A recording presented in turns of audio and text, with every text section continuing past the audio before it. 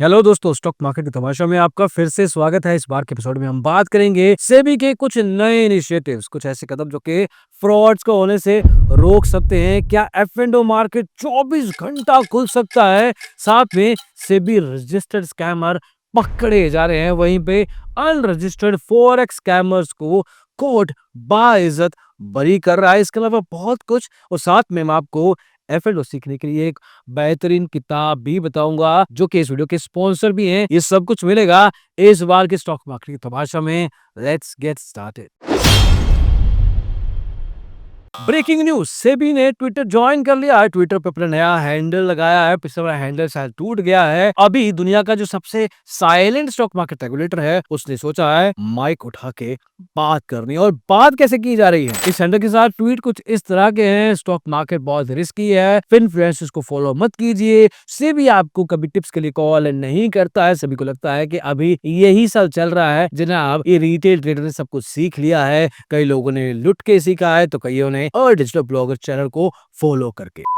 जहां पे यूएस का stock market regulator SEC Twitter पे जाके रियल टाइम फ्रॉड के updates, educational threads, fraud alerts, अरे आजकल तो मीम्स का इस्तेमाल भी करते हैं ताकि नॉर्मल दुनिया को अवेयरनेस बहुत कैजुअल तरीके से समझ में आ जाए। और सेबी का हैंडल कहता है, beware of fraudsters, market is risky, what a revolutionary tweet sir. हाँ, तो सेबी जी ट्विटर का हैंडल का इस्तेमाल करते हुए फ्रॉड्स को रियल टाइम पे बताइए, वायलेंस का नाम लिखिए, जो बड़े बड़े पीडीएफ के ऑर्डर आप डालते हैं उनकी थ्रेड्स क्रिएट कीजिए ताकि लोग आपके इंफॉर्मेशन को एजुकेशनल तरीके से लेके उनके साथ एंगेज कर सके। And if SEBI gets it right, जिसके होने के चांसेस थोड़े से कम लगते हैं, लेकिन एक अच्छा सोशल मीडिया मार्केटर अगर इनको मिल जाता है जो कि real time updates, market expose, listed companies अपने नंबर्स के साथ फजिंग कर रही हैं, इनको सही समय पे बताता है, तो बहुत सा वैल्यू क्रिएट हो सकता है। तो सेबी, वेलकम टू ट्विटर। पिछली बार की तरह इस बार गायब मत हो जाना। पिछले वाले हैंडल को बहुत कम इस्तेमाल किया गया था, तो उस पर काफी मिट्टी चढ़ गई थी। इसको थोड़ा शाइन करके रखना, क्योंकि आखिर ये हैंडल सेबी का है। अगली खबर आ रही है एफ&ओ मार्केट की तरफ से, और इस बार रिटेल ट्रेडर के ऊपर कोई लिमिटेशन नहीं, बल्कि टाइम को बड़ा करने की बात हो रही है। 24 घंटा, सातों दिन मार्केट एफ&ओ वालों के लिए खुली रहेगी। और इसके पीछे का लॉजिक दिया जा रहा है कि यूएस का मार्केट गिरता है, डाउ 700 पॉइंट नीचे, और हमारे ट्रेडर खाना खा रहे हैं। क्यों? अभी रात के 8:30 बजे हैं, 3:30 बजे मार्केट बंद हो गया था स्कूल की घंटी बजने के बाद। और दूसरी तरफ नेस्डैक अपने टेंट्रम थ्रो कर रहा है। ट्रम्प को थोड़ी खुजली हो रही है और एलन मस्क कहता है कि मैं एक ट्वीट कर देता हूं। और वहीं पे हमारा इंडियन एफ&ओ रिटेल ट्रेडर ऑफलाइन मोड में है। कल सुबह 9:15 बजे उठेगा रिवेंज मोड में और कहेगा सबका बदला लेगा अपन। और इसी कारण एक प्रपोजल आता है कि क्या 24 घंटे, सातों दिन एफ&ओ मार्केट खोल सकते हैं? क्योंकि अगर दिवाली की रात को क्रिप्टो मार्केट खुल सकती है, तो निफ्टी क्यों नहीं? लेकिन इसके पीछे कुछ लॉजिक्स है। एक काम करते हैं, फायदे नुकसानों की बात करते हैं, बाकी कमेंट सेक्शन का इस्तेमाल करके आप भी अपना व्यू पॉइंट दे सकते हो। सबसे पहला, global market alignment. International market CME, Chicago mercantile exchange 23 घंटे से ज्यादा खुले रहते हैं। चाहे यूएस में, यूरोप में, मिडिल ईस्ट में कहीं भी इवेंट्स हो, वहां के ट्रेडर अपनी हेजिंग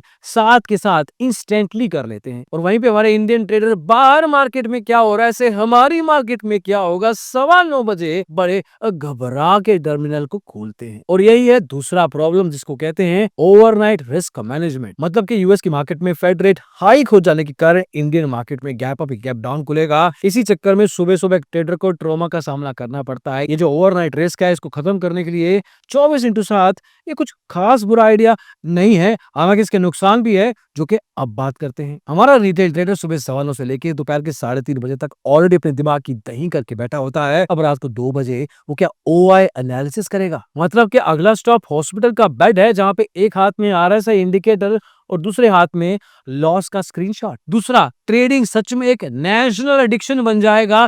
24 घंटा अगर हाथ में निफ्टी, बैंक निफ्टी के चार्ट्स होंगे, तो एक ट्रेडर कुछ और क्यों ही करेगा? सोचो, घर पे डिनर टेबल लग रखा है, सब लोग खाना खाने को तैयार हैं। मम्मी पूछ रही है कि बेटा रोटी के साथ दाल लोगे या सब्जी, और बेटा कह रहा है कि मम्मी एक बार मैं एसएल चेक कर रहा हूं, सही जगह पे लगा है या नहीं। खैर, आइडिया दूर से ठीक लगता है, लेकिन इसको अगर सच में करना है तो gradually, step by step, hour by hour करना होगा। एकदम से कर दिया तो पूरा का पूरा मार्केट इकोसिस्टम हिल जाएगा। अगर एफएलओ की बात हो रही है, तो उसको सीखने के लिए अच्छे तरीकों में से एक तरीका है बुक्स, मतलब किताबें। Presenting future options blueprint by zebra learn. अपने पहले लेवल पे किताब सिखाती है फॉरवर्ड्स क्या है, पुट्स क्या है, कॉल्स क्या है, स्पॉट प्राइस, फ्यूचर प्राइस, ये सब काम कैसे करता है, open interest, option chain, option pricing models, पे और चार्ट कॉन्सेप्ट तो डिटेल में एक्सप्लेन है। इसके अलावा 15 से ज्यादा ऑप्शन स्ट्रेटजीज, फॉर एग्जांपल एक प्रोटेक्टिव और सिंथेटिक पुट कैसे काम करती है, एक कॉलर स्प्रेड या स्ट्रेंगल स्ट्रेटजी का काम करने का तरीका क्या है, लास्ट में रिस्क मैनेजमेंट के ऊपर भी एक पूरा का पूरा चैप्टर है ताकि आप अपने कैपिटल को लॉस में ही ना खो दे। ये किताब आपको बिगिनर से एक्सपर्ट लेवल के कॉन्सेप्ट सिखाती है। हम स्टॉक मार्केट में पैसे लगाते बहुत है लेकिन सीखने में इन्वेस्ट करते नहीं है। तो अगर आप F&O को लेके सीरियस है तो इस किताब को अभी के अभी ऑर्डर करें, लिंक आपको डिस्क्रिप्शन में जरूर मिल जाएगा। और ज़ेब्रा की इस फ्यूचर ऑप्शंस ब्लूप्रिंट किताब पे 15% डिस्काउंट पाने के लिए डिजिटल 15 कूपन कोड का आप इस्तेमाल कर सकते हैं। खैर आगे बढ़ते हैं, मिलिए मिसिस शर्मा से जिन्होंने एक बड़ी ब्रोकिंग कंपनी पे विश्वास किया जो कि उनके डीमैट अकाउंट में अपने सारे शेयर्स को संभाल के रखेगी। अब आप पूछेंगे आखिर हुआ क्या है, तो मैं जवाब दूंगा 1,58,00,000 रुपए का स्कैम और एक बहुत बड़े ब्रोकर के एक छोटे मोटे एम्प्लॉय ने कर दिया और ब्रोकर का नाम मोतीलाल ओसवाल। अब इस केस में हुआ यह है कि 2016 में खोला गया डीमेट अकाउंट 2023 में डोरमेंट हो जाता है। मोतीलाल ओसवाल का ही एम्प्लॉय उस डीमेट अकाउंट का mobile number, email address, bank account information सब कुछ बदल देता है और बाद में सारे के सारे शेयर्स को कैश करके अपने बैंक अकाउंट में डलवा के रफू चक्कर हो जाता है। और कहानी में यहीं पे ट्विस्ट आता है क्योंकि इवेंचुअली मोतीलाल ओसवाल ही अपने एम्प्लॉय का ऑडिट करता है, अपने एम्प्लॉय को पकड़ता है, पैसे वापस करवाने की कोशिश भी करता है। मतलब कि चोर कहे कि ये लीजिए आपकी चोरी का सामान, अब थोड़ा ताली भी बजवा दीजिए।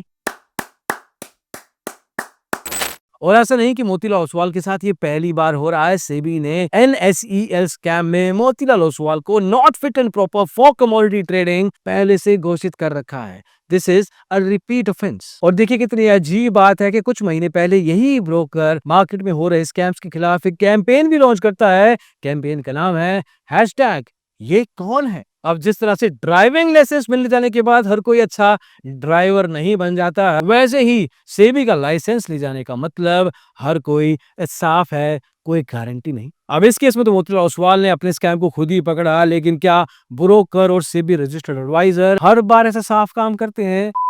खैर आगे बढ़ते हैं सेबी रजिस्टर्ड स्कैम से अनरजिस्टर्ड फॉरेक्स स्कैमर की तरफ। अब सेबी रजिस्टर्ड केसेस में तो हमने देखा है कि पेनल्टी लगती है, फाइन लगता है, सजा होती है, लेकिन फॉरेक्स ट्रेडिंग स्कैम में कोर्ट ने स्कैमर को जो कि 30 करोड़ रुपए का घोटाला कर चुका है, दुबई भाग चुका था, इंडिया में आके उसके ऊपर केस चल रहा था, कोर्ट के जज ने कहा कि आपके खिलाफ कुछ खास सबूत मिल नहीं रहे हैं, अभी के लिए हम आपको बाइज्जत बरी करते हैं, आपको बेल अलाउड है, थोड़ा मार्केट में घूमिए फिरिए, कुछ नए स्कैम्स देखिए, बड़ा स्कैम करके आएंगे तब पकड़ेंगे। मिलिए नीलेश वाली से जो कि इन्फिनॉक्स नाम की फॉरेक्स कंपनी जो कि महीने के 5 से 7% गारंटेड रिटर्न प्रॉमिस करती थी, उसके सेल्स हेड रहे हैं ये। अब लोग तो लालची हैं, 5% महीने का रिटर्न सुन के भागे भागे पैसा लेके लोन पे लेके रिश्तेदारों से उठा के घर का सोना बेच के घर बेच के आ गए और इस स्कैमर ने चुपचाप सादगी के साथ सारा पैसा रख लिया और दुबई की बिजनेस टिकट करवा के वहां पे